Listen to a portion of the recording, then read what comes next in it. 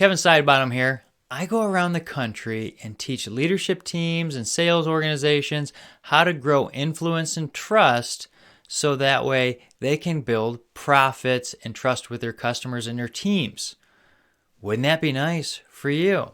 Today, let's talk about how we build trust in ourselves. How can you build trust in yourself?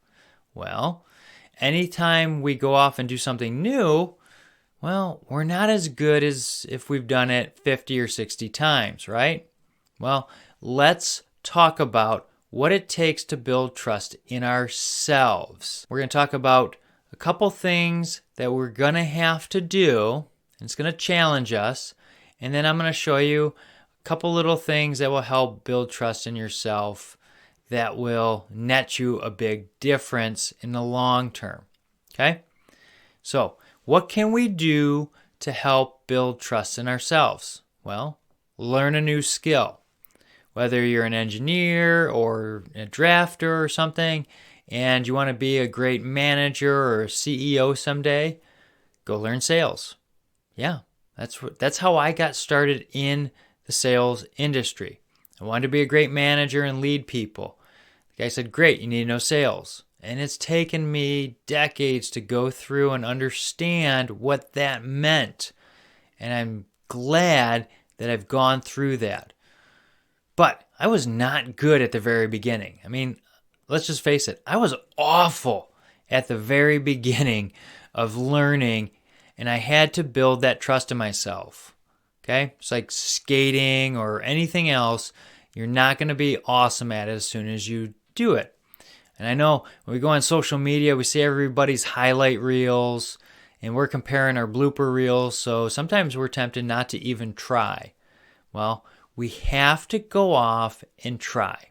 We've got to go try something new. The first time I cooked, it didn't go so well.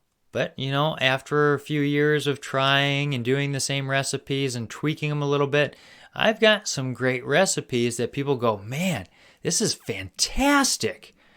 Now, if you would have saw me at the very beginning, well, you'd find out that I wasn't so good. I mean, at one point, I grew up as a firefighter home. I almost burned down a kitchen. Okay? I had to really learn how to cook well and what not to do. And typically, we learn more when we have a failure than when we have a success. That's right. We usually learn more from a failure than from a success. We learn not to do, and we know how to do tweaks. Now, here's something really cool. So Navy SEALs have a term called fail forward fast.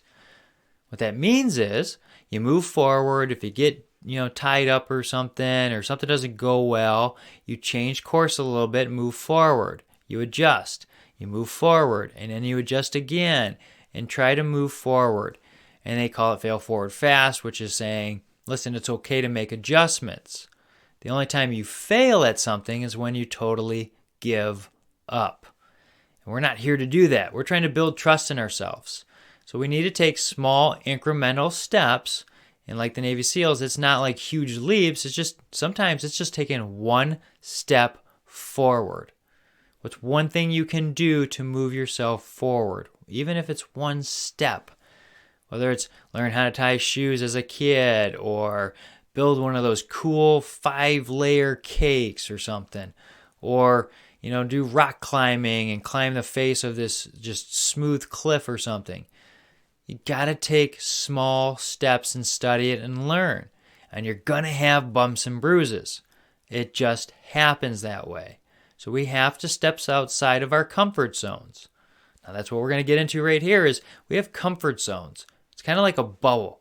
And you sit there and go, well, I have a bubble around me. It makes me comfortable, warm, fuzzy, all that other good stuff.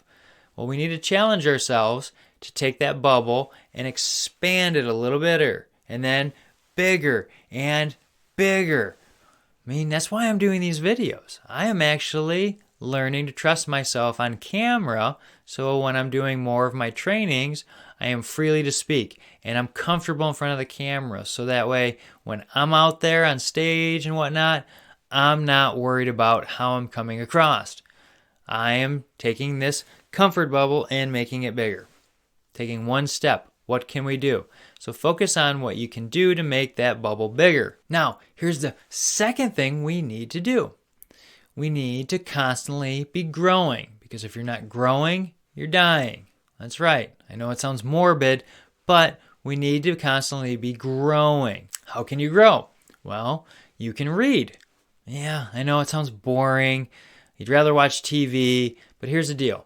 I start every morning off with a nice routine, and that includes reading about 10 pages a day. That's right, I'm a slow reader, so if I can read 10 pages a day, I know you can. And I read 10 pages of a book every day, and in about 30 days, I finish something around a 300-page book. So I can do about 12 books a year. Been doing it for a decade, and I can tell you, it helps you grow. And you build trust in yourself and the new skills that you learn. And you're taking these tools, putting them into your toolbox, so that way you are more valuable. And when you're more valuable and you have more self-worth, guess what? You trust yourself to take bigger leaps. So we need to be constantly growing. We need to expand our bubbles, and we need to take more steps, even if it's a small incremental step. Take that step today. Now, if you have any questions, feel free to reach out. I've got contact links below, so that way you can reach me.